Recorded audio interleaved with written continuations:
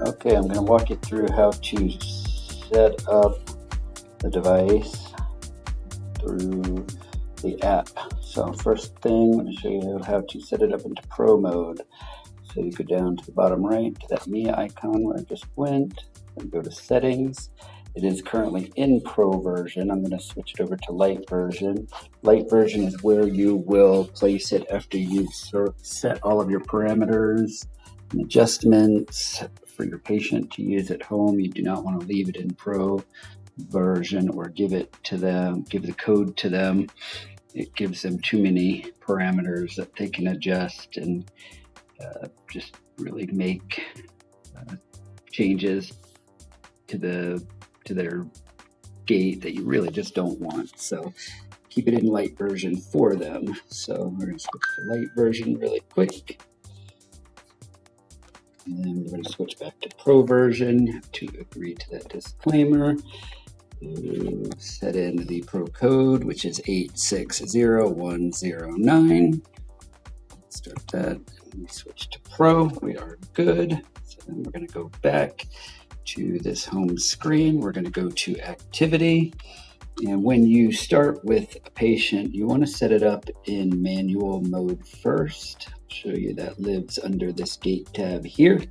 You've got it in smart mode now. There's normal mode and then manual. So again, smart, normal, manual. Manual is where you want to start. So we're going to hit start. And then we're going to start bringing up the intensity until you get a contraction that's close to what you want. Okay. So then what is the reason we use manual to set it up with the patients, because then I can use this press button right there and you can see with the little green lightning bolt, it's on and off. So off right now, it's on. So then I can hold that button down and then I can kind of dial in positioning of the G4 device on the individual's limb. We can move it superiorly, inferiorly, medially, laterally. You can tilt it in different directions. You can put tape over some of the stainless steel electrodes if you're really struggling to get the contraction that you want, and that will limit where the current is going specifically to the tissue. So once you have it set up on the patient where you like it, you can hit end. So if I just tap end, you can see it's going to tell me to hold for 1.5 seconds to end. So you have to hold it down, let it spin around. So now we are going to go over into smart mode. Smart mode is going to work for the majority of your patients. And basically you put the device on, you set it up, get the contraction you want, get the combination of dorsiflexion eversion, that's ideal.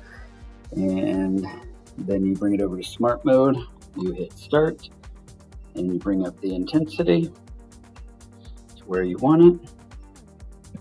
And then you just have them walk. And you can hear the beep as I'm walking. The first few steps often aren't in sync with their gait pattern, but it will evaluate the individual's gait and it will start turning on and off at the appropriate time. So you want to do at least 10 steps with the individual, ideally in a straight line. And then you hit end again, and that adopts the parameters. So you can see set up successfully. It shows angle A and angle B is 0. It doesn't actually give you the numbers, but whatever those values are embedded within the device. You just can't see what they are or make changes to them in smart mode. So that is smart mode. In this tab, you're limited on the parameters that you can change. So we can change the frequency and the pulse width. So we can use a slider to change that to whatever you prefer. You can change the pulse width to whatever you like, whatever's most comfortable for the individual. Those are the only parameters that you can change in this mode. We'll go over this shortly, but in normal mode, you can change a lot more parameters, and I'll go over that in a moment. So now I'm smart mode, I just hit start, I just bring it up, and this works for the majority of your patients, but if you have a really complex gait pattern with an individual, using the normal mode works a little bit better because you have a lot more freedom to adjust parameters your angle A and your angle B in particular, ramp up, ramp down, duration, a lot of different values that you can change. So let's go through that now. And as I'm walking, you can hear the beep and you can see when the device is going on and off with the little green electricity lightning bolt symbol. You can pause it here like that. Ooh, like that. So you can pause it and then change the parameters. So let's do that. We can change that to 50, confirm, go back, and hit continue. So that is a new update. Previously, you had to end it and make those changes and then bring the intensity level back up. So that is a nice update to the app. So let's end. And then I'm going to come out. And if you're going to use normal mode, what you want to do is you want to set the patient up with evaluation first. So let me take you way back to this screen right here. At the bottom, you have evaluation. You've got 30, 60, or 90 seconds that you can evaluate an individual's gait pattern. I typically just use 30. You want this to be in as straight a line as possible, or nice wide turns, and I'll show you why in a moment. So I will start walking.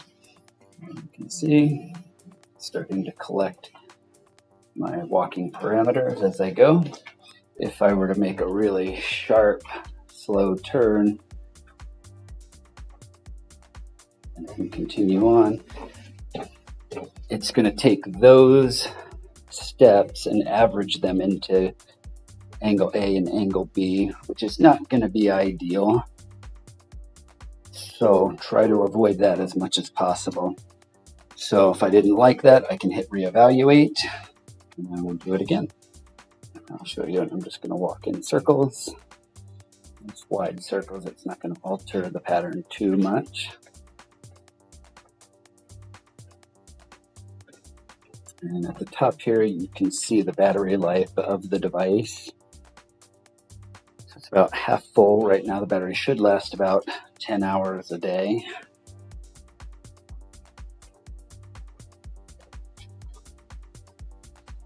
Okay, so now it's going to ask me to adopt parameters. You can see angle A is 38, angle B is 0, my duration is 1.0. We're going to change that one later to 4 seconds. Just seems to work a little bit better.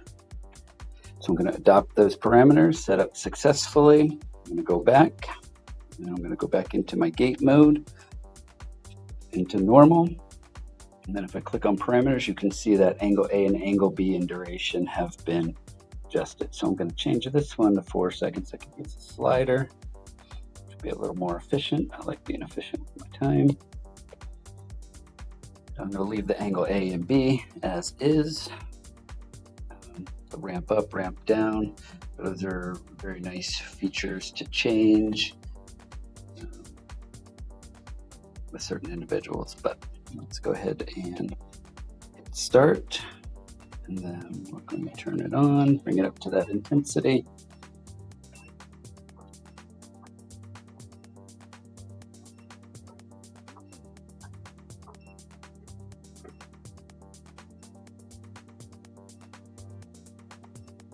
Okay, so as before, I can hit pause, then I can hit parameter settings, and I could modify some parameters, and then get right back to it. And continue. So that's a really nice feature that I can pause it, do it. It would be nice to be able to do it live, but that's as close as the app allows us to do at the moment. That may change at some point in time.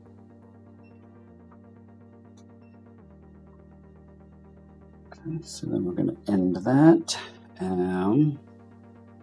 Manual mode, if you were doing some other intervention in your treatment, such as, toe taps or other balance activities, you can just use the press button similar to when we were setting it up earlier. So you can just trigger it and have complete and total control of it yourself, just like that. And one thing I really like about this device is individuals who tend to hyperextend their knee or just extend and maintain knee extension. When it triggers and you're closed chain with your foot on the ground, it's going to pull your tibia forward and unlock that knee. So it's a really nice feature to help avoid extension, hyperextension at the knee during use. So I'm going to end this, and I'm going to take you back. And in training mode, we've got several different things we can do. So I've got pre-programmed programs. So P1, P2, P3, 4, all the way down to 9.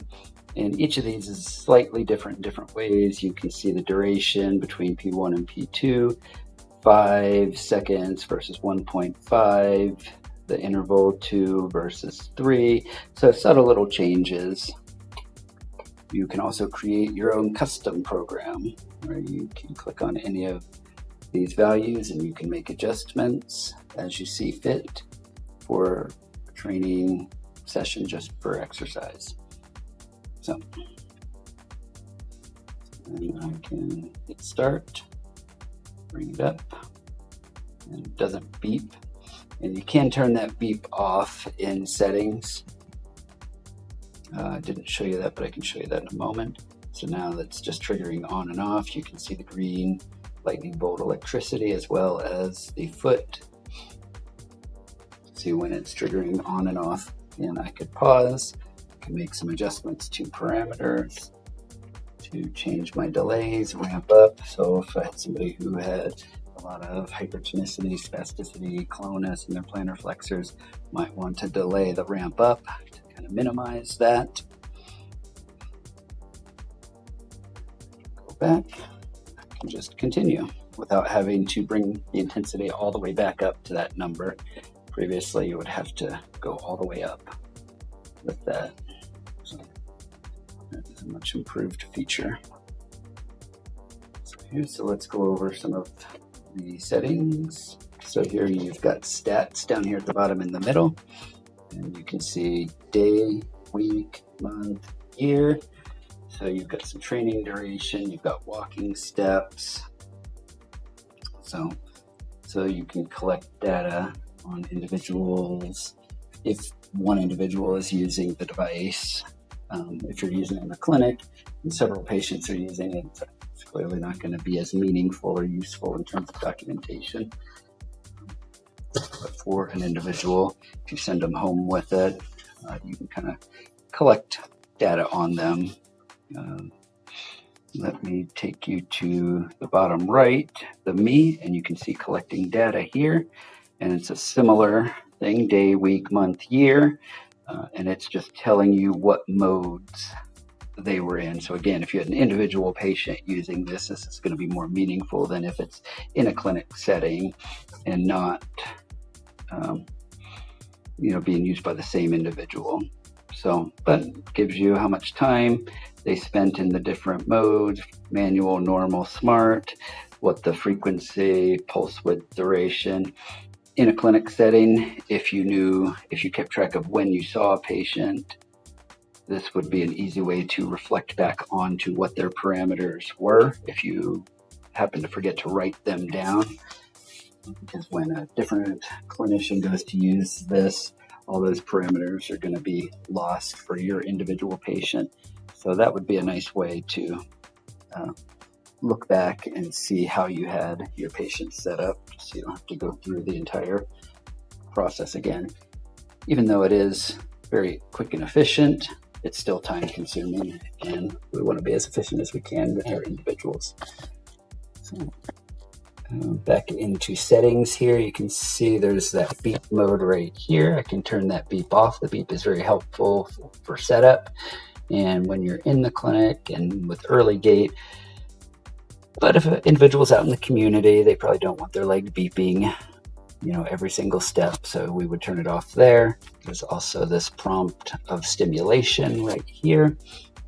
And there's an auto off time right here, so we can change that all the way up to 4 hours. We want to, if a patient's going to be stationary for a long period of time, not walking, it's best to turn the device off to preserve battery life. The battery should last around 10 hours a day, but if it's being used heavily, it will have a diminished time frame associated with it.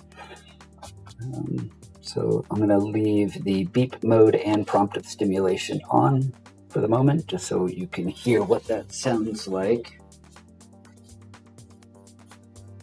We'll go back to activity, we're going to go back to gait, we're going to go back to normal, and I'm going to hit start.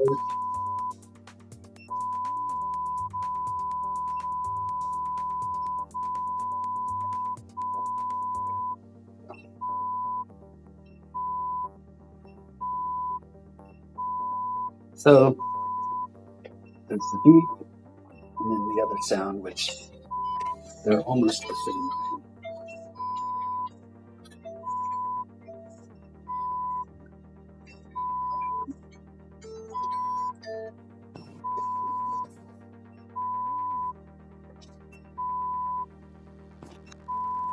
Okay, so back to this. That's a little bit annoying from my perspective.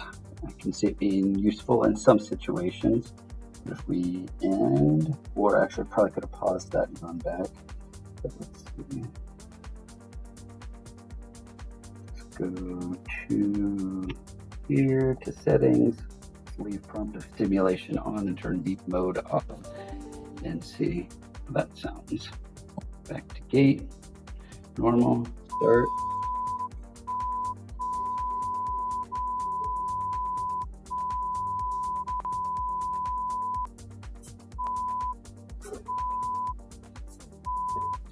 So that one might be a little bit more useful than just the beep, just so that you can hear when the device is on, not just when it turns on.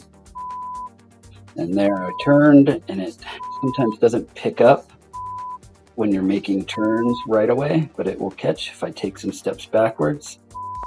Same thing, sometimes it doesn't pick up right away, but it will, so I'm still walking backwards, stepping to the left. Didn't pick up the first few, stepping to the right. Sometimes you have to exaggerate your hip and knee flexion a little bit, but then this is where you could change some of the settings in the parameters to achieve what you're after. Overall, very quick and efficient, especially with pausing it here, going to here, and I can change my angle B to when it's going to turn off.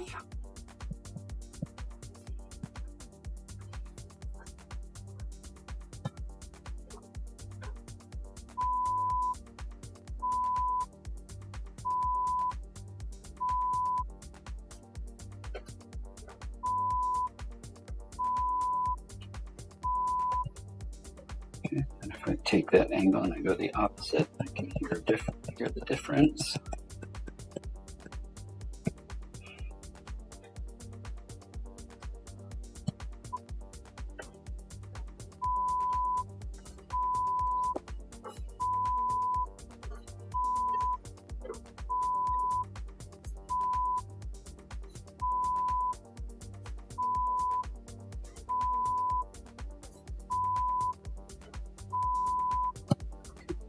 Pause that, go through, so I can change parameters. I'm going to hit end. Again, smart mode, limited parameter changes, but everything's kind of adopting back over. Manual mode, everything's adopted. So stats, month, week, day.